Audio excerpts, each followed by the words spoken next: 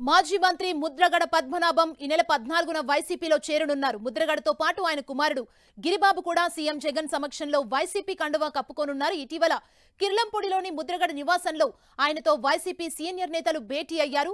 పదవులు ఆశించకుండా పార్టీకి సేవలు అందిస్తానని ఈ సందర్భంగా వైసీపీ నేతలకు ముద్రగడ తెలిపారు. ముద్రగడతో పాటు పలువురు కాపు నేతలు కూడా వైసీపీలోకి చేరే అవకాశం ఉంది. తన చుట్టూ జరుగుతున్న రాజకీయాలకు ముద్రగడ పద్మనాభం వైసీపీ చేరికతో చెక్ పెట్టనున్నారు.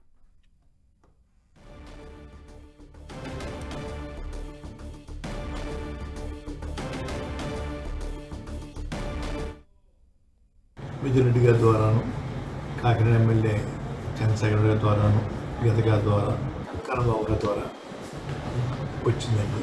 నేను కూడా వారికి మద్దతుగా ఉండాలని నిర్ణయించుకున్నానండి. ఇంకా మంచి మంచి పథకాలు, సంక్షేమ పథకాలు ఇంకా పేదవారికి అందించేదాకా నా వంతు నేను పూర్తి చేయడం కోసం ఆలోచనతో ఉండి నిర్ణయం తీసుకున్నాను సార్.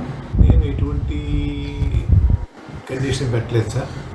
ఎమ్మెల్యే సీటు కానీ ఎంపీ సీటు కానీ అడుక్కున్నాను. సర్వీస్ చేయడం కోసం వస్తానని చెప్పానండి. భగవంతుడి దయ వల్ల వారు మళ్ళీ అధికారం రావాలి.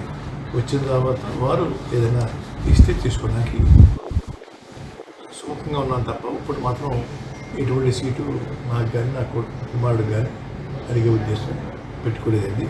అన్కండిషనల్గా నేను చేయడానికి నిర్ణయించుకున్నాను సార్. ఇది కూడా ప్రత్యక్ష రాజకీయం చేస్తాను. రాజకీయాల్లో ఉంటాను. వారి తరఫున, ముఖ్యమంత్రి గారి తరఫున ప్రచారం వెళ్తాను సార్. రాజకీయాల్లో ఉంటే కదా సార్.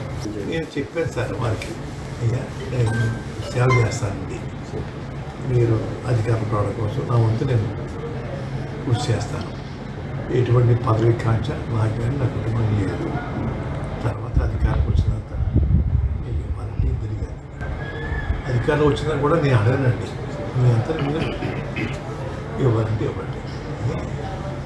ఈ కండిషన్ పెట్టలేదు సార్.